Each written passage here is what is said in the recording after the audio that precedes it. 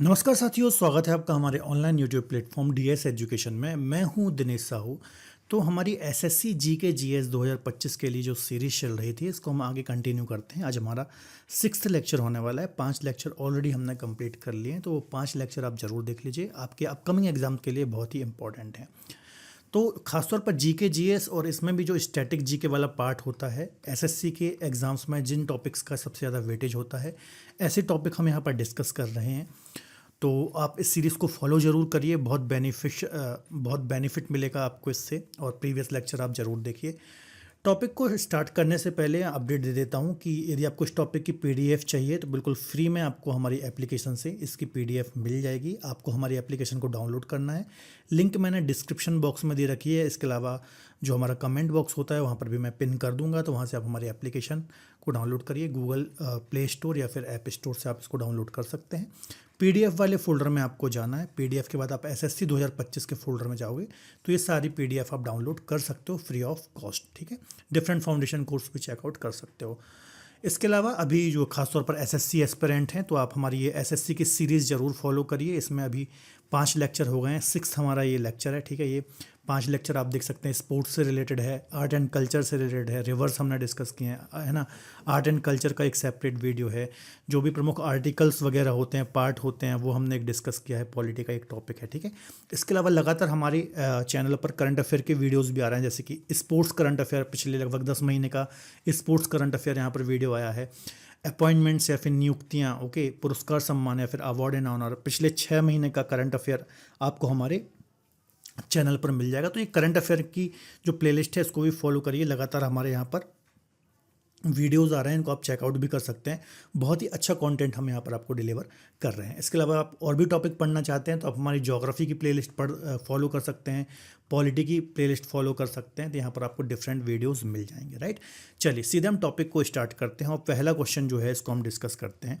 देखिए, पहला क्वेश्चन है, भोपाल गैस त्रासदी के दौरान यूनियन कार्बाइड के अध्यक्ष कौन थे? Who was the chairman of union carbide during Bhopal gas tragedy? Okay, तो इसका आंसर हो जाएगा Warren Anderson, right. Warren Anderson जो हैं इसके अध्यक्ष थे। आपको याद रखना है, आपको पता ही होगा भोपाल गैस त्रासदी जो है ये 2 से 3 दिसंबर 1984 को भोपाल जो राजधानी है मध्य प्रदेश की, यहाँ पर मिथाइल आइसोसाइनाइट MIC जिसको हम बोलते हैं, ये लीक हो गई थी और पूरे शहर में फैल गई थी। इसके चलते कई हज़ारों लोगों की डेथ हो गई थी, आपको पता ही होगा। इस पर हाल ही में एक वेब सीरीज़ भी आई है, वो भी आप देख सकते हैं, ठीक है। तो हज़ारों लोगों की यहाँ पर डेथ हुई थी। तो ये आपको याद रखना है, ऐसे क्वेश्चन अक्सर हमें एग्जाम में देखने को मिलते हैं, ठीक है। तो देखिए, ये क्वेश्चन रखने का मतलब ये है, जितनी भी त्रासदी वगैरह हुई हैं इंडियन हिस्ट्री में, जैसे कि आपको पता होगा कि उत्तराखंड में बाढ़ आई थी 2013 में, ठीक है। उड़ीसा में सुपर साइक्लोन आया था, सुनामी आई थी 2004 में, राइट।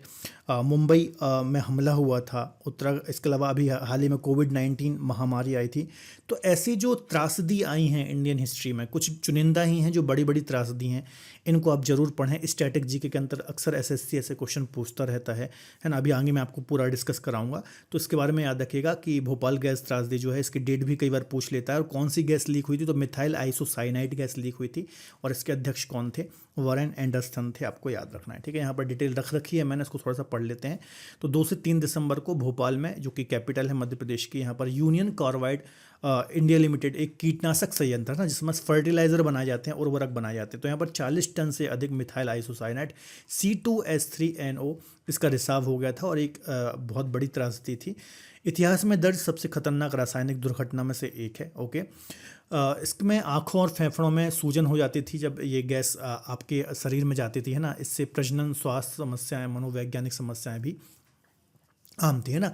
अब ये क्वेश्चन रखने का पर्पज़ मेरा ये है कि अभी कुछ समय पहले ही ये काफ़ी न्यूज़ में था, है ना, क्योंकि इसका जो कचरा निकला था, है ना, इस त्रासदी के बाद जो कचरा निकला था इसको डंप किया जाना था, है ना। इंदौर के पास एक जगह है पीथमपुर, वहाँ पर डंप करने के चक्कर में काफ़ी ज़्यादा कुछ समय पहले ये न्यूज़ में था। तो हो सकता हो यहाँ से डायरेक्ट क्वेश्चन एग्जाम में बन जाए, है ना। देखो, ऐसा आप ये थोड़ा सा अपने अंदर हैबिट डालो कि कहाँ से क्वेश्चन आ सकते हैं। कोई भी ऐसी चीज़ जो करंट में न्यूज़ में है ना, तो उससे रिलेटेड पुराने स्टैटिक क्वेश्चन बन सकते हैं, ठीक है। तो ये चीज़ें याद रखिएगा। अब देखिए अभी तक की जो बड़ी बड़ी त्रासदी हैं, जैसे कि भोपाल गैस त्रासदी, उड़ीसा सुपर साइक्लोन, सुनामी, 26/11 का हमला, उत्तराखंड त्रासदी, कोविड महामारी, अभी हाल ही में मोरवी पुल हादसा हुआ है ना, अभी हमने हाल ही में ऑपरेशन सिंदूर भी किया है पाकिस्तान पर, है ना, तो ये भी यहाँ से भी क्वेश्चन आ सकता है। तो ये अलग अलग त्रासदी किस वर्ष हुई, किससे संबंधित थी, कहाँ पर हुई, है ना, कितने लोगों की डेथ हुई, जैसे कि उड़ीसा सुपर साइक्लोन में लगभग 10,000 से ज़्यादा लोग मारे गए।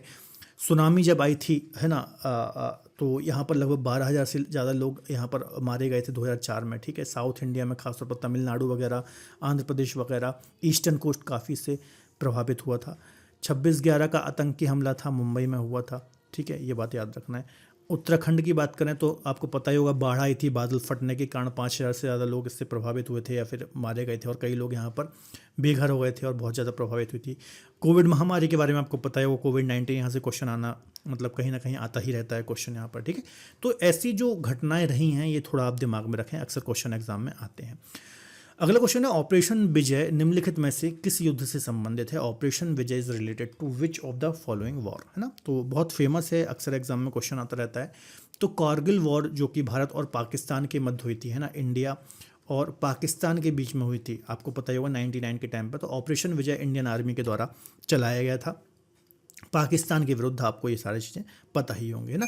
तो जितने भी इम्पोर्टेंट मिशंस हैं या फिर युद्ध हैं, जैसे कि हाल ही में ऑपरेशन सिंदूर अभी मैंने आपको बताया, है ना, ये याद रखो, यहाँ से क्वेश्चन जरूर आएगा किसी ना किसी शिफ्ट में, ठीक है।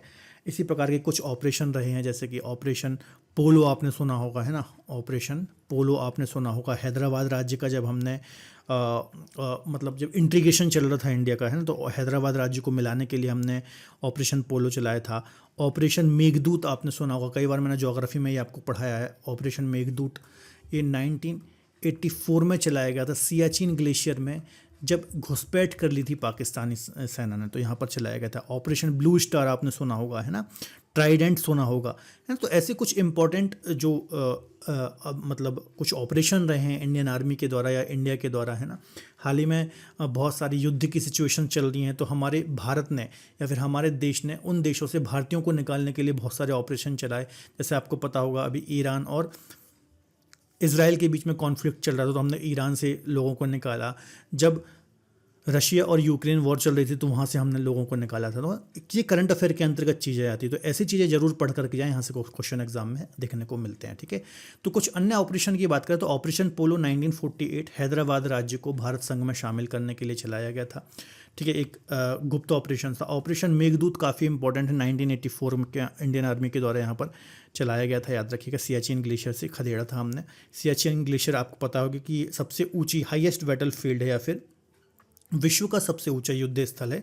ऑपरेशन ब्लू स्टार की बात करें तो पाकिस्तान राज्य में अशांति को दबाने के लिए इसको चलाया गया था। ऑपरेशन कैक्टस लिली ये इंडियन एयरफोर्स के द्वारा पूर्वी पाकिस्तान जो बांग्लादेश है वर्तमान में, यहाँ पर मिशन को अंजाम दिया गया था। ट्राइडेंट की बात करें तो पाकिस्तान के खिलाफ पहला नौसैनिक हमला था, ठीक है। तो ऐसे कुछ ऑपरेशंस वगैरह जरूर याद रखें, एग्जाम में क्वेश्चन आते रहते हैं। अगला क्वेश्चन डिस्कस कर लेते हैं, नोबेल पुरस्कार प्राप्त करने वाले पहले भारतीय वैज्ञानिक कौन है? Who is the first Indian scientist to receive Nobel prize, right. तो पहले भारतीय वैज्ञानिक जो हैं ये हैं वेंकट रमन, सीवी रमन जिनको हम बोलते हैं, याद रखिएगा, इनके बारे में काफ़ी इंपॉर्टेंट है। 1930 में रमन प्रभाव, है ना, रमन प्रभाव की खोज के लिए स्कैटरिंग ऑफ लाइट से संबंधित था ये। इसके लिए इनको भौतिकी या फिर फिजिक्स का नोबेल प्राइज़ दिया गया था, आपको याद रखना है। वैसे ओवरऑल यदि आप देखेंगे तो सबसे पहले रविंद्रनाथ टैगोर को दिया गया था। किनको दिया गया था? रविंद्रनाथ टैगोर को दिया गया था, है ना। कब दिया गया था? 1930 में इनको, लेकिन लिटरेचर के लिए दिया गया था। लेकिन यहाँ पर चूंकि वैज्ञानिक पूछ रहा है, साइंटिस्ट पूछ रहा है, तो सबसे पहले किसको दिया गया था? चंद्रशेखर वेंकट रमन को दिया गया था। नोबेल प्राइज़ की बात करें तो 1909 से इसकी स्टार्टिंग हुई थी, है ना। आपको पता ही होगा कि अल्फ्रेड नोबेल जो थे, है ना, इनके ही याद में ये दिया जाता है, स्वीडिश अकादमी के द्वारा इसको दिया जाता है। 6 फील्ड जो हैं, 6 क्षेत्रों में ये दिया जाता है, अभी हम डिस्कस कर लेंगे डिटेल में, सारी चीज़ें हैं, है ना। तो नोबेल प्राइज़ से, भारत रत्न से, इस प्रकार के क्वेश्चन अक्सर एग्जाम में आते रहे हैं एसएससी के, तो ये अच्छे से आप पढ़ करके जाएं, ठीक है। तो देखिए चंद्रशेखर वेंकट रमन की बात करें तो भौतिक शास्त्री थे और 1928 में रमन प्रभाव की इन्होंने खोज की थी और इसी के चलते इनको 30 में फिजिक्स में नोबेल मिला और फर्स्ट ऐसे साइंटिस्ट बने इंडिया के जिनको नोबेल प्राइज़ मिला। नोबेल प्राइज़ की बात करें 1901 से शुरुआत हुई है स्वीडिश एकेडमी के द्वारा। इसको दिया जाता है 6 फील्ड में दिया जाता है। यहाँ से क्वेश्चन एग्जाम में आ जाता है कि कितने क्षेत्रों में दिया जाता है। तो फिजिक्स में दिया जाता है, केमिस्ट्री में दिया जाता है ना, चिकित्सा या फिर मेडिसिन में दिया जाता है, लिटरेचर में दिया जाता है ना, अर्थशास्त्र इकोनॉमिक्स में दिया जाता है और शांति में। अर्थशास्त्र का नोबेल जो है ये 1969 के आसपास स्टार्ट हुआ है। पहले अर्थशास्त्र में नहीं दिया जाता था, ठीक है। और पहले अर्थशास्त्री अमर्त्य सेन थे भारतीय, आपको याद रखना है, ठीक है। इसके अलावा अर्थशास्त्र का नोबेल 1969 से दिया गया। तो यहाँ पर देखिए लिखा हुआ पॉइंट है, तो ये थोड़ा सा आप दिमाग में रखिएगा, है ना। अब यहाँ पर मैंने एक लिस्ट रख रखी है कि अभी तक कितने लोगों को ये नोबेल प्राइज़ मिला है, कितने भारतीयों को, सॉरी लोगों को नहीं, कितने भारतीयों को मिला है। तो देखिए रविन्द्रनाथ टैगोर, सीवी रमन, है ना, सबसे पहले रविन्द्रनाथ टैगोर, यहाँ से क्वेश्चन आता रहता है, याद रखिएगा। फिर सीवी रमन, हरविंद खुराना चिकित्सा में सबसे पहला। वैसा क्वेश्चन भी आ सकता है कि मेडिसिन में सबसे पहले किसको मिला, तो हरगोविंद खुराना को मिला था 1968 में, है ना। पीस में सबसे पहले किसको मिला। तो ऐसे क्वेश्चन थोड़ा सा दिमाग में रखिए अलग तरीके से कि अब सीधे सीधे क्वेश्चन नहीं आते हैं ना। कई बार एग्जामिनर अब क्या करता है, घुमा देता है। एग्जाम का स्तर लगातार बढ़ रहा है तो घुमा करके क्वेश्चन पूछता है, तो अलग अप्रोच से क्वेश्चन को पढ़ने की, समझने की कोशिश करें, है ना। सुब्रमण्यम चंद्रशेखरन को भी भौतिकी में मिला था। अमर्त्य सेन को पहला इकोनॉमिक्स का मिला था 98 में, आपको याद रखना है। वेंकट रमन रामकृष्ण हो गए 2009 में मिला। कैलाश सत्यार्थी शांति या फिर पीस में 2014 में मिला, ठीक है। अभिजीत बनर्जी को 2019 में मिला। तो फेवरेट टॉपिक है ये और आ जाता रहता है, तो बहुत ज़्यादा कोई ऐसी डिटेल नहीं है ना। कुछ कम भारतीय हैं, काफ़ी कम लोगों को ही मिला है, तो आप आराम से चीज़ों को याद कर सकते हैं। एग्जाम में क्वेश्चन रिपीट लगातार होते रहते हैं, राइट। चलिए अगला क्वेश्चन डिस्कस करने से पहले थोड़ा सा मैं आपको अपडेट देना चाहता हूँ। आप हमारी एप्लीकेशन को डाउनलोड जरूर कर लीजिए। डिफरेंट फाउंडेशन कोर्स हैं। अच्छी बात यह है कि हम सब्जेक्ट वाइज आपको यहाँ पर पढ़ाते हैं। सिर्फ आप ज्योग्राफी पढ़ना चाहते हैं, सिर्फ आप पॉलिटी पढ़ना चाहते हैं, सिर्फ आप हिंदी पढ़ना चाहते हैं, सिर्फ आप इकोनॉमी पढ़ना चाहते हैं, कोई भी एक सिंगल सब्जेक्ट पढ़ना चाहते हैं, तो यहाँ पर हमारे बैचेस अवेलेबल हैं। फाउंडेशन बैच हैं, बहुत अच्छा कंटेंट है, बाइलिंगुअल कंटेंट है, डेमो क्लासेस हैं, आप आराम से देख सकते हैं। और एसएससी वाले एस्पिरेंट्स भी इनको अवेल कर सकते हैं। एसएससी वालों के लिए भी परफेक्ट बैच है, राइट। एनसीईआरटी पर आधारित ये पूरे बैच हैं, तो कोई दिक्कत आपको यहाँ पर नहीं होगी, ठीक है। तो इनको आप जरूर विजिट करिए। कंप्लीट जीएस पढ़ना है। कंप्लीट जीएस का मतलब है 4 जो कोर सब्जेक्ट होते हैं, हिस्ट्री, इकोनॉमी, पॉलिटी और एक और कौन सा हो गया, ज्योग्राफी, है ना। तो ये चारों मेन सब्जेक्ट आपको यहाँ पर पढ़ने को मिल जाते हैं। तो संकल्प जीएस फाउंडेशन बैच आप जरूर चेकआउट करिए, ठीक है। एसएससी के लिए बिल्कुल परफेक्ट बैच है, बिल्कुल आप इसको अवेल कर सकते हो। फाउंडेशन बैच है, हर एक चीज़ यहाँ पर आपको मिल जाती है। किसी भी प्रकार की क्वेरी के लिए इस नंबर पर भी आप कॉल या फिर व्हाट्सअप कर सकते हैं। लाइव क्लासेस, पर्सनल मेंटरशिप मेरी मिल जाती है ना, रिकॉर्डेड क्लासेस, इसके अलावा क्लास नोट्स, PYQs, ये सारी चीज़ें आपको यहाँ पर मिल जाती हैं। चलिए अगला क्वेश्चन डिस्कस कर लेते हैं। निम्नलिखित में से किसने 24 बार माउंट एवरेस्ट पर फतह करके विश्व रिकॉर्ड बनाया है। Who among the following scaled mount Everest 24 time and created world record, right. तो इसकी यदि हम बात करें तो इसका आंसर हो जाएगा नेपाली ये पर्वतारोही है कामी रीता शेरपा, है ना। इन्होंने 24 बार माउंट एवरेस्ट को फतह किया। आपके मन में क्वेश्चन आएगा कि सर इतने अधिक बार ये क्यों चढ़े, है ना। तो याद रखिएगा ये मार्गदर्शक हैं, है ना। ये क्या है, मार्गदर्शक, मतलब जो भी क्लाइंबिंग करते हैं माउंट एवरेस्ट में तो उनको चीज़ों को बताते हैं, समझाते हैं कैसे जाना है, क्या है ना। तो इसके चलते इन्होंने लगभग 24 बार फतह किया और एक ये वर्ल्ड रिकॉर्ड है अपने आप में, आपको याद रखना है ना। नेपाली पर्वतारोही हैं, याद रखिएगा 24 बार ये फतह कर चुके हैं, चढ़ाई कर चुके हैं और कई माउंट एवरेस्ट अभियानों में मार्गदर्शक का काम भी कर चुके हैं, है ना। तो याद रखिएगा काफ़ी ज़्यादा महत्वपूर्ण है। अब यहाँ से माउंट एवरेस्ट के बारे में आपको पता ही होगा कि हिमालय रीजन में जो है, हिमालय रीजन में ख़ासतौर पर नेपाल में ये आती है ना। सबसे ऊंची चोटी है 48.86 मीटर इसकी ऊंचाई है। विश्व की सबसे ऊंची ये चोटी है, आपको पता ही होगा, है ना। इसको चोमुलुंगमा या फिर सागर माथा भी बोलते हैं। क्या बोलते हैं, सागर माथा। नेपाल में इसको सागर माथा बोलते हैं और जो तिब्बती रीजन है वहाँ पर चोमुलुंगमा भी बोलते हैं, पर्वतों की रानी, राइट। तो याद रखिएगा ग्रेटर हिमालय का ये पार्ट है, अक्सर यहाँ से क्वेश्चन एग्जाम में आते रहते हैं। अब आपको पता ही होगा कि जैसे कि एडमंड हिलेरी और तेंजिंग नोर्गे ये सबसे पहले व्यक्ति थे जब इन्होंने फतह हासिल की।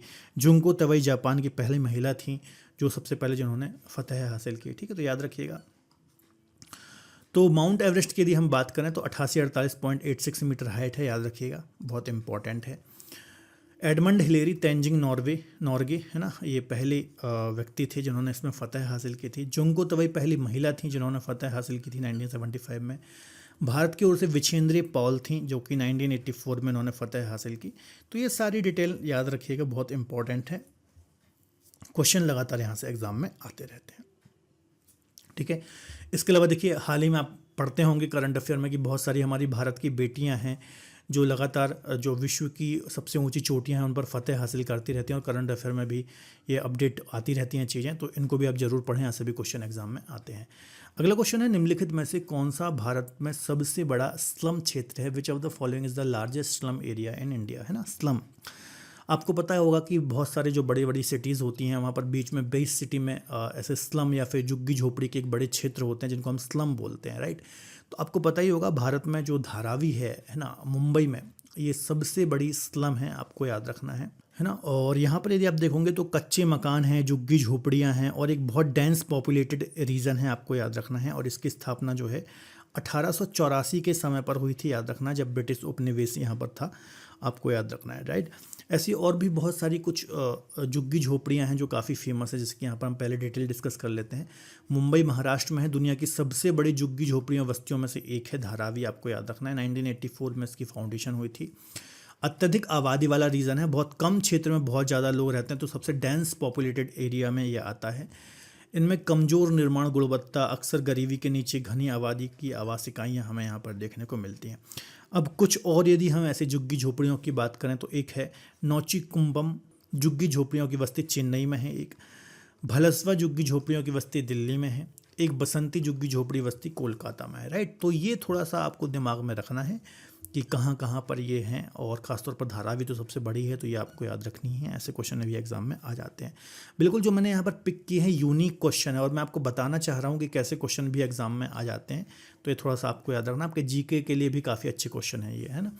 आगे हम देख लेते हैं, भारत में राष्ट्रीय एकता दिवस 31 अक्टूबर को खालिस्तान के जन्मदिन पर मनाया जाता है ना, राष्ट्रीय एकता या फिर इंटीग्रेशन डे। तो आपको पता ही होगा कि भारत का जब इंटीग्रेशन हो रहा था तो उस समय जो इंटीग्रेशन की जिम्मेदारी है वो किसको दी गई थी? सरदार वल्लभ भाई पटेल को दी गई थी, जो कि भारत के पहले गृह मंत्री भी थे, है ना, गृह मंत्री भी थे, और इनको एकीकरण की जिम्मेदारी भी दी गई थी, है ना। तो इन्होंने एकीकरण में बहुत ही महत्वपूर्ण भूमिका निभाई थी, और इन्हीं के जो जन्मदिवस है 31 अक्टूबर, इसको क्या किस रूप में मनाते हैं? राष्ट्रीय एकता दिवस के रूप में सेलिब्रेट करते हैं, आपको याद रखना है ना। अब सरदार वल्लभ भाई पटेल अपने आप में एक बहुत ही महत्वपूर्ण हस्ती हैं, यहाँ से क्वेश्चन आते रहते हैं, जैसे कि इनके ही याद में एक स्टैच्यू ऑफ यूनिटी बनाई गई है ना, जो कि सबसे ऊंची वर्ल्ड की हाईएस्ट लगभग 182 मीटर ऊंची प्रतिमा है। यहाँ से क्वेश्चन एग्जाम में आते रहते हैं, है ना। और विभिन्न जो हमारे भारत के इतिहास में या फिर स्वतंत्रता संग्राम में जो महान हस्तियाँ रही हैं, है ना, तो इनके दिवस से भी एग्जाम में क्वेश्चन आ जाता है, जैसे कि महात्मा गांधी 2 अक्टूबर, है ना, राष्ट्रीय अवकाश भी रहता है ना, और गांधी जयंती के रूप में हम सेलिब्रेट करते हैं।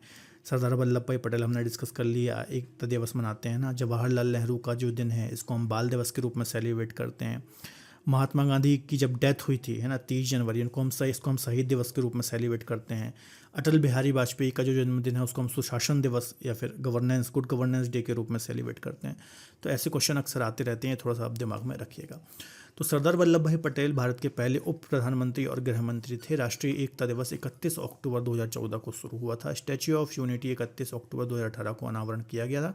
याद रखिएगा, साधुवेद टामा के स्थान में ये हमें देखने को मिलती है। सरदार सरोवर डैम भी है यहाँ पर नर्मदा नदी पर, आपको पता ही होगा, है ना। तो ये सारी डिटेल याद रखिएगा। राम सुतार, ये भी यहाँ से भी क्वेश्चन आ जाता है, इसके जो वास्तुकार हैं, जो उन्होंने डिज़ाइन तैयार किया था मूर्ति का, तो राम वी सुतार हैं, राइट।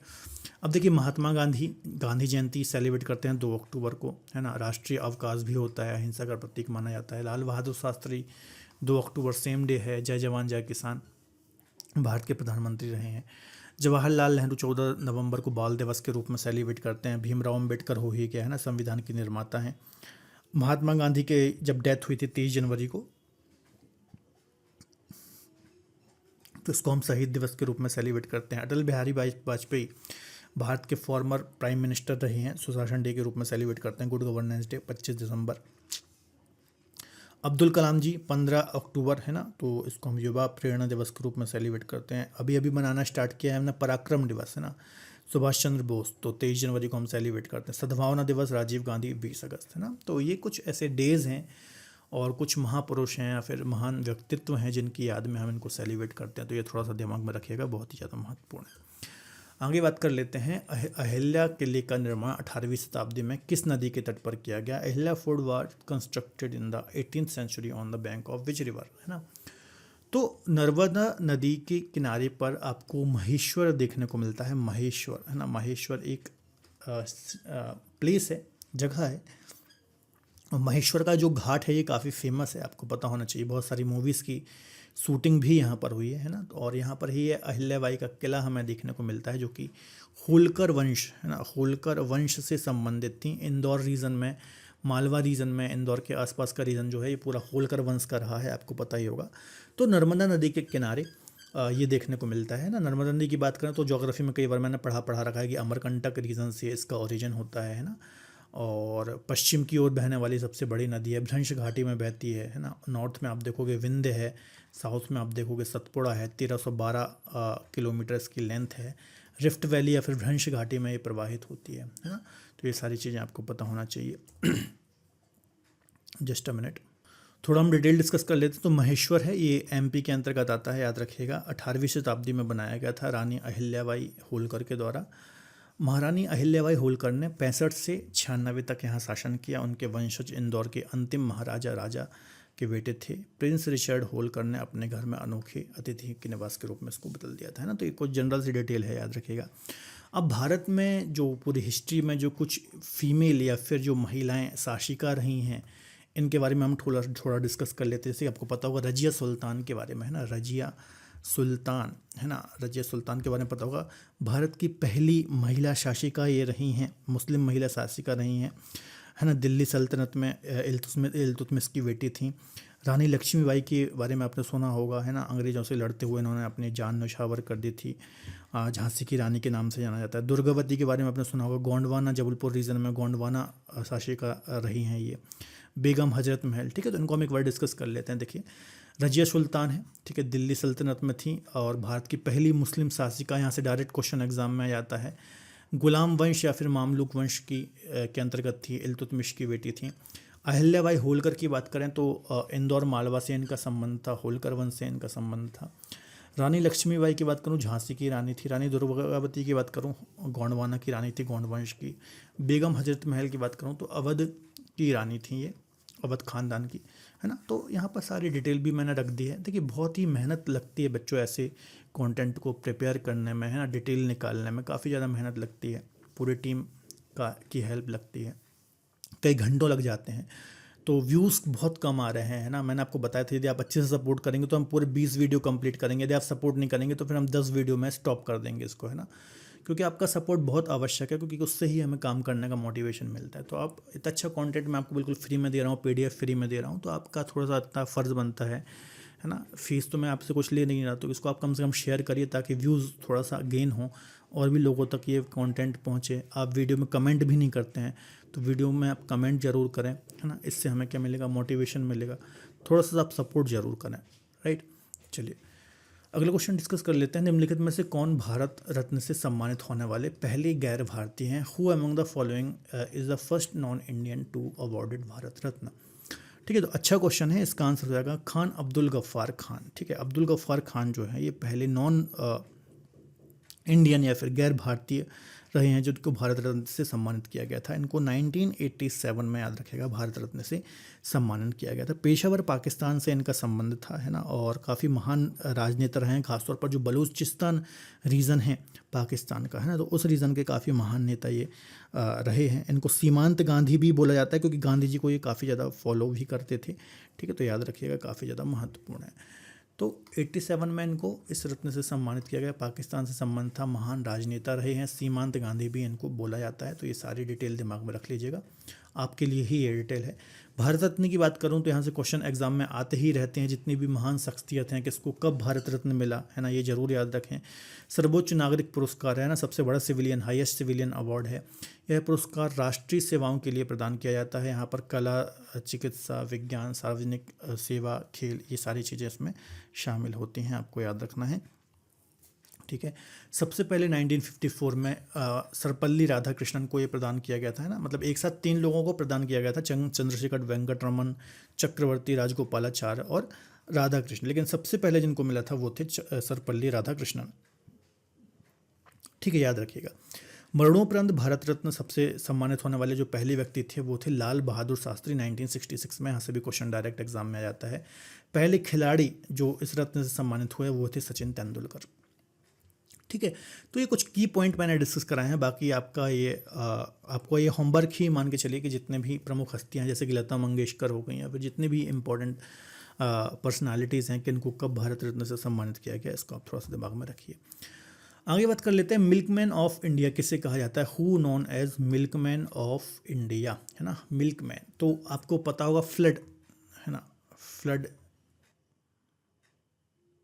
ऑपरेशन फ्लड के नाम से इसको हम जानते हैं, या फिर दुग्ध क्रांति के नाम से जानते हैं। तो वर्गीस कुरियन को हम किस नाम से जानते हैं? इनको हम मिल्कमैन ऑफ इंडिया भी कहे जाते हैं, या फिर श्वेत क्रांति के जनक क्या बोलते हैं इनको? हम श्वेत क्रांति के जनक के रूप में हम इनको जानते हैं ना, श्वेत क्रांति के जनक, या फिर ऑपरेशन फ्लड के नाम से जानते हैं। याद रखिएगा, इनको रमन मैग्सेसे पुरस्कार भी मिल चुका है। याद रखिएगा, विश्व खाद्य पुरस्कार, पद्म विभूषण जैसे महत्वपूर्ण पुरस्कारों से सम्मानित किया जा चुका है।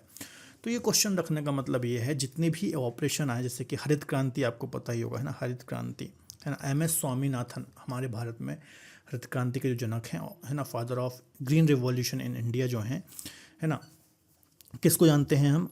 MS स्वामीनाथन को। इनका नाम याद रखिए। नॉर्मल वॉरलॉग विश्व स्तर पर जाने जाते हैं ना। तो ऐसी कुछ जो पर्सनालिटीज़ हैं, Verghese Kurien, milkman of India, तो इनके नाम याद रखिए। टाइगर मैन ऑफ इंडिया किसको बोला जाता है ना? तो आप कमेंट बॉक्स में बताइए कि टाइगर मैन ऑफ इंडिया हम किसको बोलते हैं। ठीक है, तो ऐसी चीज़ें आप याद रखिए। स्टैटिक जीके के अंतर्गत ऐसे क्वेश्चन एग्जाम में आते रहते हैं। ठीक है, तो ये डिटेल लिखी हुई है। ऑपरेशन फ्लड या फिर श्वेत क्रांति के जनक, है ना, इनको रमन मैग्सेसे पुरस्कार 63 में, कृषि रत्न पुरस्कार, विश्व खाद्य पुरस्कार, पद्मश्री, पद्म भूषण, पद्म विभूषण जैसे महत्वपूर्ण पुरस्कार से सम्मानित किया जा चुका है। इसके अलावा विश्व में हरित क्रांति के जनक या फिर father of green revolution in world ये बोले जाते हैं नॉर्मन वॉरलॉग। MS स्वामीनाथन भारत में हरित क्रांति के जनक कहे जाते हैं। इसके अलावा हरित क्रांति से खाद्यान्न, विशेषकर गेहूं और चावल के उत्पादन में वृद्धि हमें देखने को मिली थी। तो ये सारी चीज़ें आपको पता ही होगा। ठीक है, इसके अलावा टाइगर मैन ऑफ इंडिया मैंने आपसे पूछा है, तो आप इसका कमेंट बॉक्स में ज़रूर आंसर दीजिए। ठीक है, आपको नहीं पता हो तो कमेंट बॉक्स में बोलिएगा, मैं आपको बताऊँगा। आगे बात कर लेते हैं राजीव गांधी खेल रत्न पुरस्कार, जिसको हम मेजर ध्यानचंद खेल रत्न पुरस्कार अब बोलते हैं। पहले इसको हम राजीव गांधी बोलते थे, अब इसका नाम मेजर ध्यानचंद खेल रत्न पुरस्कार हो गया है। पहली बार किसे प्रदान किया? मोस्ट इंपॉर्टेंट क्वेश्चन है, यहाँ से करंट अफेयर से भी क्वेश्चन आता है। अभी हाल ही में हमने खेल पुरस्कार का लेक्चर कवर किया है। ठीक है, तो वो लेक्चर आप जरूर देख लीजिए। Who was awarded the Rajiv Gandhi Khel Ratna award या फिर major Dhyan Chand Khel Ratna award of the first time, है ना? तो विश्वनाथ आनंद जो कि चेस के महानतम प्लेयर रहे हैं, ओके, चेस के, तो इनको सबसे पहले इस अवार्ड से सम्मानित किया गया था 1991 या फिर 92 में। इस पुरस्कार की स्थापना हुई थी, आपको याद रखना है। सर्वोच्च खेल पुरस्कार है ना। हाल ही में इसका नाम चेंज करके मेजर ध्यानचंद खेल रत्न पुरस्कार किया गया है। तो याद रखिएगा, काफ़ी ज़्यादा महत्वपूर्ण है, अक्सर यहाँ से क्वेश्चन आते हैं, है ना। अब देखिए, मेजर ध्यानचंद जो खेल रत्न पुरस्कार है, इसके अलावा एक अर्जुन पुरस्कार है ना, 1961 में इसकी स्थापना हुई थी। ठीक है, तो यहाँ से हर साल ये प्रदान किए जाते हैं। जो भी खिलाड़ी होते हैं जो अच्छा प्रदर्शन करते हैं, तो इनको इस प्रकार के अवार्ड दिए जाते हैं। खासतौर पर मेजर ध्यानचंद पुरस्कार जो है, यहाँ से क्वेश्चन ज़्यादा आता है करंट अफेयर से, है ना। तो ये थोड़ा सा आप दिमाग में रखिए, हर हमेशा करंट से अपडेट रहिए। आप हमारा खेल का भी हाल ही में वीडियो आया है, वो देख सकते हैं, वहाँ पर हमने ये सब चीज़ें कवर की हुई हैं। तो स्टैटिक क्वेश्चन भी आ सकता है, करंट का भी क्वेश्चन आ सकता है। ठीक है, तो याद रखिएगा, विश्वनाथ आनंद शतरंज के खिलाड़ी हैं। 91-92 में इनको यह पुरस्कार दिया गया था और पहले विजेता ये बने थे। ठीक है, पहले इसको हम राजीव गांधी खेल रत्न पुरस्कार के नाम से जानते थे। और 4 वर्ष की अवधि में किसी भी खिलाड़ी के द्वारा जो उत्कृष्ट प्रदर्शन किया जाता है, तो इसलिए इसको दिया जाता है, याद रखना है। 2021 में इसका नाम चेंज किया गया है। ठीक है, चलिए, कुछ इंपॉर्टेंट जो खिलाड़ी हैं, जैसे कि सचिन तेंदुलकर को 97 में ये अवार्ड मिला था, 1997 में ये पुरस्कार मिला था। मैरी कॉम को 2009 में मिला था, राइट। तो ऐसी जो खिलाड़ी हैं, इनके नाम याद रखिए। जैसे कि पहली महिला कौन थी, यहाँ से क्वेश्चन काफ़ी बार एग्जाम में आया। कर्णम मल्लेश्वरी 94-95 में यह पुरस्कार पाने वाली पहली महिला थी। सचिन तेंदुलकर क्रिकेट 1997-98 में पहली बार इनको ये पुरस्कार मिला। अभिनव बिंद्रा 2001, है ना, तो सबसे कम उम्र के ये खिलाड़ी थे जिनको ये मिला।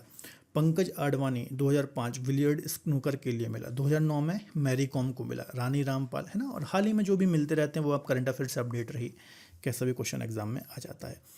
आगे बात कर लेते हैं, निम्नलिखित में से कौन सा भारत के दूसरे प्रधानमंत्री लाल बहादुर शास्त्री का स्मारक है।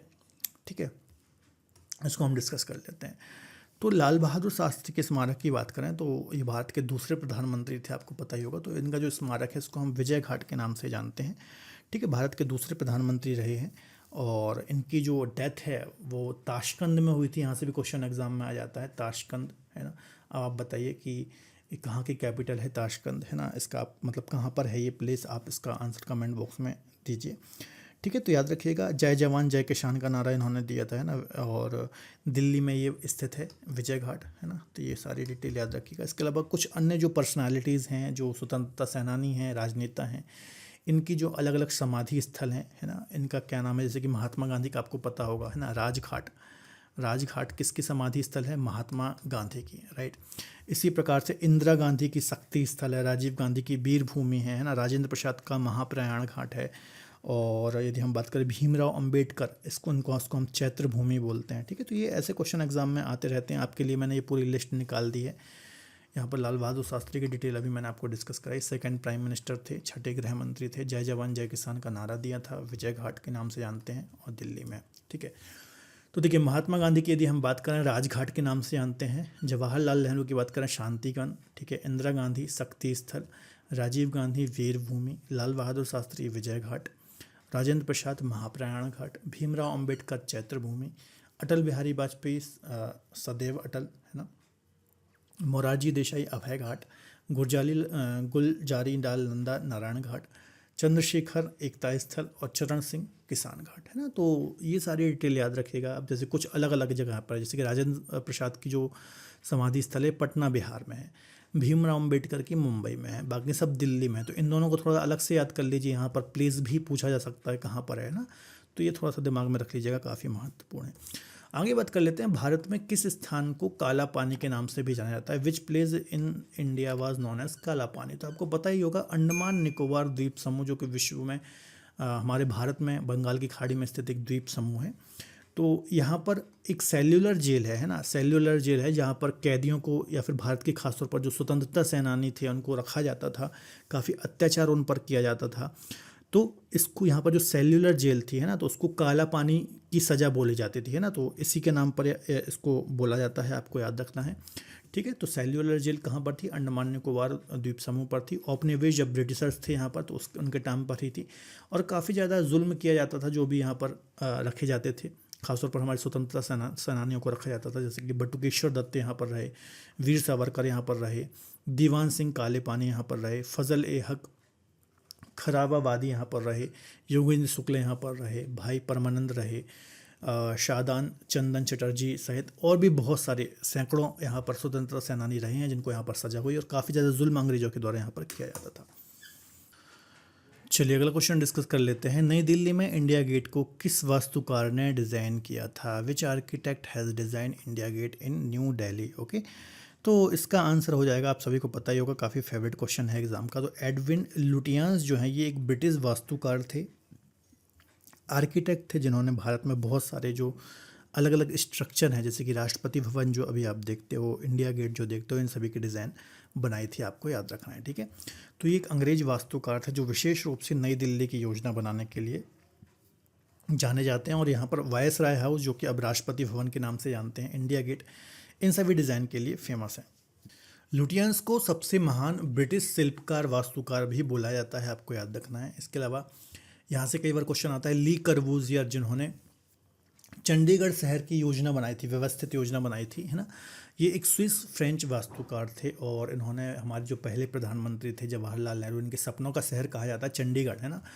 तो इसकी रूपरेखा को तैयार किया था, इस शहर को कैसे बसाया जाए, तो याद रखना है।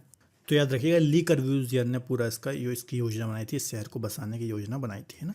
चलिए अगला क्वेश्चन है, निम्नलिखित में से किस जोड़ी ने मिस यूनिवर्स का खिताब जीता है। मतलब यहाँ जोड़ी का मतलब ये है कि यहाँ पर दो ऑप्शन दिए हैं, दो अलग अलग समय पर जो मिस यूनिवर्स रही हैं, तो इनमें से कौन सी ऐसी जोड़ी है जिन्होंने मिस यूनिवर्स का खिताब अपने नाम किया है। तो देखिए, प्रियंका चोपड़ा, मानुषी छिल्लर, रीता फाड़ी, ऐश्वर्या राय। तो मिस यूनिवर्स की बात करें तो सुष्मिता सेन और लारा दत्ता, इन्होंने मिस यूनिवर्स का खिताब अपने नाम किया है ना। मानुषी छिल्लर की बात करें, है ना, या फिर हम बात करें प्रियंका चोपड़ा की, तो ये क्या रही हैं, ये मिस इंडिया रही हैं, ये मिस वर्ल्ड रही हैं ना, मिस यूनिवर्स नहीं रही हैं। रीता फारिया की बात करें, है ना, ऐश्वर्या राय की यदि हम बात करें तो ये भी क्या रही हैं, ये मिस वर्ल्ड रही हैं। जबकि लारा दत्ता और सुष्मिता सेन क्या रही हैं, मिस यूनिवर्स रही हैं। आपको याद रखना है। यहाँ पर मैंने पूरी लिस्ट आपके लिए बना दी है। जैसे कि मिस वर्ल्ड की बात करूँ तो रीता फारिया सबसे पहली भारतीय मिस वर्ल्ड थी, याद रखिएगा। फिर ऐश्वर्या राय, डायना हैडन, युक्ता मुखी, प्रियंका चोपड़ा और मानुषी छिल्लर, है ना। तो ये क्या है, मिस वर्ल्ड रही हैं। मिस यूनिवर्स की बात करूँ, सुष्मिता सेन, लारा दत्ता, हरनाथ सिंधु, है ना, संधू, है ना, ये क्या रही हैं, मिस यूनिवर्स रही हैं। ठीक है, तो याद रखिएगा, काफ़ी ज़्यादा महत्वपूर्ण है। एक बात और याद रखिएगा कि 1994 में सुष्मिता सेन और ऐश्वर्या राय, है ना, ये दोनों ही, मतलब 1994 के दोनों ही खिताब यूनिवर्स और मिस वर्ल्ड के भारत में ही आए थे। सुष्मिता सेन ने मिस यूनिवर्स का खिताब जीता था, जबकि मिस वर्ल्ड का खिताब ऐश्वर्या राय ने अपने नाम किया था। तो ये बात आपको याद रखना है। आगे बात कर लेते हैं भारतीय शहर के अंतर्राष्ट्रीय हवाई अड्डे का नाम किस भारतीय शहर के अंतर्राष्ट्रीय हवाई अड्डे का नाम वी आर अम्बेडकर के नाम पर रखा गया है ना। तो अच्छा क्वेश्चन है। नागपुर, है ना, नागपुर का जो इंटरनेशनल एयरपोर्ट है, इसको डॉक्टर भीमराव अम्बेडकर के नाम पर रखा गया है ना। भीमराव अंतर्राष्ट्रीय एयरपोर्ट आपको याद रखना है। इसी प्रकार के कुछ इंपॉर्टेंट एयरपोर्ट हैं, जैसे आपको पता होगा मुंबई में, है ना, मुंबई में कौन सा, छत्रपति शिवाजी महाराज अंतर्राष्ट्रीय हवाई अड्डा है। नई दिल्ली में बात करें, इंदिरा गांधी अंतर्राष्ट्रीय हवाई अड्डा है। ठीक है, तो कुछ इंपॉर्टेंट सिटीज़ जो भी हैं, कोलकाता में आपको पता होगा सुभाष चंद्र बोस अंतर्राष्ट्रीय हवाई अड्डा है। ठीक है, तो ऐसे एयरपोर्ट मेन सिटीज़ में जो हैं, जैसे कि चेन्नई हो गया, है ना, राइट, दिल्ली हो गया, है ना, मुंबई हो गया, कोलकाता हो गया। तो ऐसी मेन सिटी जो हैं, कम से कम आप निकाल लीजिए, उनकी लिस्ट बना लीजिए, उनको याद कर लीजिए। जैसे कि देखिए, बिरसा मुंडा एयरपोर्ट ये रांची में है ना। और हर एक स्टेट की जो कैपिटल है ना, कैपिटल है, वहाँ की एयरपोर्ट भी याद कर लीजिए। ठीक है, अटल बिहारी वाजपेयी कहाँ पर है, देवघर झारखंड में है। इंदिरा गांधी अंतर्राष्ट्रीय हवाई अड्डा नई दिल्ली में है। राजीव गांधी के नाम पर हैदराबाद पर है। लाल बहादुर शास्त्री वाराणसी में है। छत्रपति शिवाजी जो हवाई अड्डा है, ये आपको मुंबई में देखने को मिलेगा। डॉक्टर बाबा साहेब अम्बेडकर अंतर्राष्ट्रीय हवाई अड्डा ये नागपुर में है। वीर सावरकर के नाम पर पोर्ट ब्लेयर में है। और नेताजी सुभाष चंद्र बोस ये कोलकाता में। ठीक है, तो ये सारी चीज़ें याद कर लीजिए, बहुत ही अधिक इम्पॉर्टेंट है और एग्जाम में क्वेश्चन आते ही रहते हैं इस टाइप के, है ना। बिल्कुल डिफरेंट आज का लेक्चर मैंने बनाया है, बिल्कुल अलग अलग टाइप के क्वेश्चन लिए हैं और आपको मैं बताने की कोशिश कर रहा हूँ कि कैसी चीज़ें आपको पढ़नी है, कैसी चीज़ें छोड़नी है, कहाँ से क्वेश्चन एग्जाम में देखने को मिलते हैं। अगला क्वेश्चन है, रेमन मैग्सेसे अवार्ड प्राप्त करने वाले पहले भारतीय हैं। The first Indian to receive Ramon Magsaysay award. Okay, तो आचार्य विनोबा भावे जो हैं, भूदान आंदोलन में भी इनका नाम आपने हिस्ट्री में सुना होगा। तो आचार्य विनोबा भावे एक स्वतंत्रता सेनानी थे, समाज सुधारक थे और आध्यात्मिक शिक्षक थे, जिनको सबसे पहले रमन मैग्सेसे अवार्ड दिया गया था 1958 में। आपको याद रखना है, काफ़ी ज़्यादा महत्वपूर्ण है ना। रेमन मैग्सेसे की यदि हम बात करें तो 1957 में इसकी फाउंडेशन की थी और फिलीपींस की जो सरकार है, फिलीपींस गवर्नमेंट के द्वारा इसको दिया जाता है या फिर वितरित किया जाता है। एशिया का नोबेल भी इसको हम बोलते हैं। क्या बोलते हैं इसको हम? एशिया का नोबेल प्राइज़ भी इसको हम बोलते हैं। तो यहाँ से भी क्वेश्चन आ जाता है, निम्न में से किसे हम एशिया का नोबेल बोलते हैं। तो ये सारी डिटेल याद रखिएगा ना। तो विनोबा भावे के बारे में बात करें तो 1958 में इनको ये पुरस्कार मिला था। स्वतंत्रता सेनानी थे, समाज सुधारक थे, आध्यात्मिक शिक्षक थे। रेमन मैग्सेसे प्राइज़ की बात करें 57 में इसकी फाउंडेशन हुई थी, है ना। और सातवें जो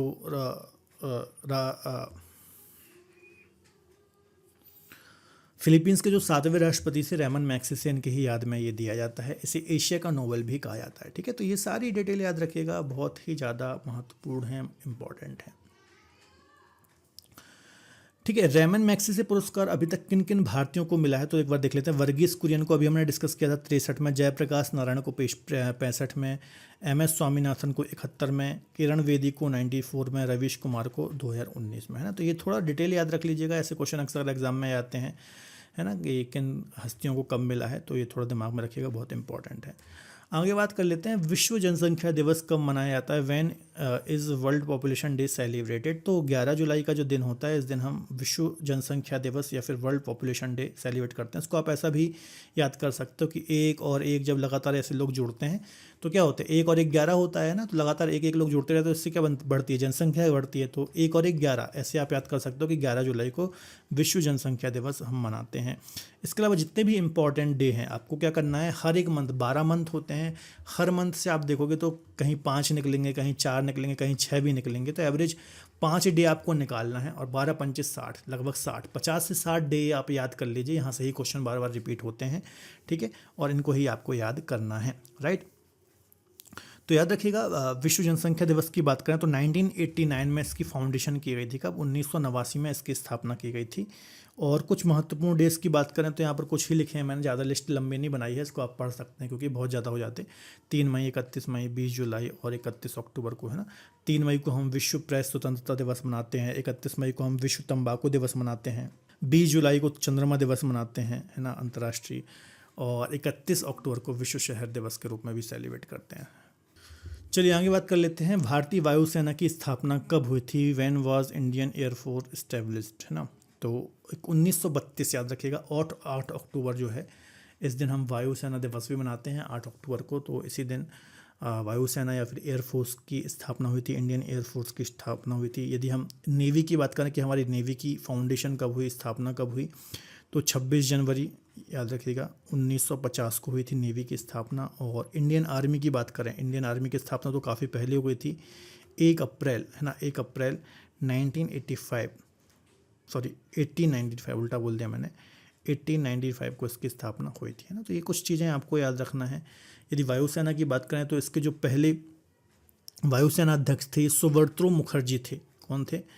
सुब्रतो मुखर्जी, है ना। इसके अलावा हाल ही में तीनों ही सेनाओं के प्रमुख कौन हैं, सीडीएस कौन है, ये आप करंट अफेयर में से ज़रूर अपडेट रखें, ठीक है, क्योंकि यहाँ से क्वेश्चन रिपीट होते हैं। करंट अफेयर की हमारी सीरीज़ जरूर फॉलो करिए, वहाँ पर आपको हर एक चीज़ मिलेगी, अपॉइंटमेंट्स, आर्ट, इसके अलावा अवार्ड एंड ऑनर। अभी हमारा कुछ टाइम के बाद वीडियो आने वाला है, इसमें हम इंडेक्स वगैरह डिस्कस करेंगे, ठीक है। तो आप फॉलो करके रखिए, क्वेश्चन हमारे जो इंपॉर्टेंट वीडियो लेक्चर्स हैं लगातार हमारे चैनल पर आते रहते हैं, ठीक है। तो ये सारी डिटेल याद रखिएगा, काफ़ी ज़्यादा महत्वपूर्ण है। अगला क्वेश्चन देख लेते हैं। राष्ट्रीय रक्षा अकादमी, जिसको हम एनडीए बोलते हैं, नेशनल डिफेंस एकेडमी, एनडीए, ये कहाँ पर देखने को मिलती है? तो एनडीए जो है ये खड़गवासला में हमें देखने को मिलती है, आपको याद रखना है। राष्ट्रीय रक्षा अकादमी या फिर इसको हम बोलते हैं नेशनल डिफेंस एकेडमी, ठीक है, खड़गवासला में इसका हमें हेडक्वार्टर देखने को मिलता है। 1954 या फिर 1954 में, याद रखिएगा 1954 में इसकी फाउंडेशन या फिर स्थापना हुई थी। खड़गवासला ये कहाँ पर है? तो महाराष्ट्र में है, याद रखिएगा, महाराष्ट्र में जो पुणे है, यहाँ पर ये हमें देखने को मिलता है, ठीक है। इसके अलावा एनसीसी हो गया, है ना, सीआरपीएफ हो गया, और ऐसे कुछ बीएसएफ वगैरह हो गया, इनकी स्थापना कहाँ कब हुई, कहाँ पर इनका हेडक्वार्टर है, ऐसे क्वेश्चन लगातार आते हैं। जितने भी डिफेंस के संबंध में जो ट्रेनिंग इंस्टीट्यूट हैं, ये आप जरूर दिमाग में रखें ना। जैसे कि एनडीए देख लेते हैं, 54 में स्थापना हुई, खड़गवासला में है। 177 सेना का प्रशिक्षण अकादमी है। यहाँ पर मतलब जो जल सेना होती है, थल सेना होती है, वायु सेना होती है, तो कभी आप सेलेक्ट होगे तो प्रशिक्षण के लिए आपको यहाँ पर जाना होगा, है ना। इसी प्रकार से एनसीसी होती है, 1948 में मुंबई में इसकी फाउंडेशन हुई थी, याद रखिएगा। इसमें सेना के तीनों जो अंग होते हैं ये शामिल होती हैं। बीएसएफ की बात करें, 65 में इसकी स्थापना हुई है, ठीक है, सबसे बड़ा सीमा रक्षक बल है। सीआरपीएफ की बात करें, 27 जुलाई 1939 को नई दिल्ली में इसकी स्थापना हुई, ठीक है। तो ये सारी चीज़ें याद रखिएगा। कुछ अन्य संस्थान भी हैं, वो पढ़ लीजिएगा, एग्जाम में क्वेश्चन लगातार आते रहते हैं। अगला क्वेश्चन है, हवा महल कहाँ पर अवस्थित है? हवा महल लोकेटेड, तो आपको पता ही होगा जयपुर में हवा महल देखने को मिलता है। बचपन में आपने जो कॉपी वगैरह यूज़ की होगी उसमें अक्सर हवा महल कि हमें फ़ोटो देखने को मिलती है। तो हवा महल की यदि हम बात करें तो इसको हम हवा का महल, हवाओं का महल भी बोलते हैं। और 1799 में, ठीक है, जो यहाँ के राजा थे, महाराजा थे, सवाई प्रताप सिंह, क्या बोलते हैं इनको हम, सवाई प्रताप सिंह, है ना, इनके द्वारा ही इस हवा महल की स्थापना की गई थी, आपको याद रखना है। और जयपुर में और भी बहुत सारे स्मारक हैं, या फिर पूरे राजस्थान में बहुत सारे किले हैं। यहाँ से अक्सर एग्जाम में क्वेश्चन आते हैं, जैसे कि जल महल है, सिटी पैलेस है, आमेर पैलेस है, तो ये थोड़ा सा दिमाग में रख लीजिएगा, ठीक है। तो हवा महल की बात करें, सवाई प्रताप सिंह ने 1799 में इसकी फाउंडेशन की थी। यहाँ पर लाल गुलाबी बलुआ पत्थर से बना हुआ है ये पूरा। इसके जो संरचना है छाते के जैसे है, और 953 छोटी छोटी खिड़कियाँ यहाँ पर बनी हुई हैं। लालचंद्र उस्ताद के द्वारा इसकी डिज़ाइन तैयार की गई थी और कुछ अन्य महल भी हैं जो यहाँ पर लिखे हुए हैं। ठीक है, तो दोस्तों आज ये हमने टोटल 20 क्वेश्चन ही डिस्कस करे हैं, लेकिन इन 20 क्वेश्चन के थ्रू हमने हर क्वेश्चन में कम से कम 10-10 फैक्ट और भी ज़्यादा फैक्ट डिस्कस करे हैं। तो आराम से इसमें हमने 200 फैक्ट तो डिस्कस करे होंगे। साथ में आपको पता चला होगा कि कैसे क्वेश्चन एसएससी में आते हैं। ये सभी एसएससी में ही आए हुए क्वेश्चन हैं और इसी प्रकार के क्वेश्चन एग्जाम में आते हैं। प्रीवियस जो 5 लेक्चर हैं वो भी आप ज़रूर देख लीजिए, आपके लिए काफ़ी बेनिफिशियल होंगे। ठीक है, तो वीडियो लेक्चर यदि पसंद आ रहा हो तो प्लीज़ वीडियो को लाइक ज़रूर करें और अपने दोस्तों को शेयर ज़रूर करें, क्योंकि व्यूज़ बहुत कम आ रहे हैं। जैसा हम आपको कंटेंट दे रहे हैं, शायद ही कोई आपको यूट्यूब पर ऐसा कंटेंट देगा, और फ्री में पीडीएफ वगैरह भी आपको मिल रही है। तो इसकी पीडीएफ आप डाउनलोड कर सकते हैं। आप पीडीएफ वाले फोल्डर में जाइए, एसएससी 2025 के फोल्डर में जाइएगा, वहाँ से आपको बिल्कुल फ्री में ये पीडीएफ मिल जाएगी। लिंक मैंने डिस्क्रिप्शन बॉक्स में दी हुई है, वहाँ से आप एप्लीकेशन को डाउनलोड करिए और इसको डाउनलोड कर सकते हैं। ठीक है, डिफरेंट फाउंडेशन बैचेज़ हैं हमारी एप्लीकेशन पर, इसको आप पहले देखिए। वीडियोस डेमो लेक्चर्स ऑलरेडी हैं, यूट्यूब पर भी हैं और एप्लीकेशन पर भी हैं। तो पहले आप डेमो क्लासेस देखिए, फिर आप बैच अवेल कर सकते हैं। कंप्लीट जीएस के लिए संकल्प जीएस का फाउंडेशन बैच है, इसको भी आप चेकआउट कर सकते हो। एसएससी वाले एस्पिरेंट्स के लिए बिल्कुल परफेक्ट बैच है। किसी भी प्रकार की क्वेरी के लिए इस नंबर पर कॉल या फिर व्हाट्सअप कर सकते हैं। यदि पीडीएफ डाउनलोड करने में भी कोई दिक्कत आ रही है तो इस नंबर पर आप व्हाट्सअप कर सकते हैं। तो वीडियो को में कोई अच्छा सा कमेंट भी कर सकते हैं। जो क्वेश्चन के दौरान सेशन के दौरान मैंने आपसे क्वेश्चन पूछे उसका आंसर आप जरूर दीजिए और वीडियो को लाइक ज़रूर करिए। तो मिलते हैं अगले बेहतर लेक्चर में। अपना ख्याल रखिए और पढ़ते रहिए। बाय बाय, टेक केयर, जय हिंद।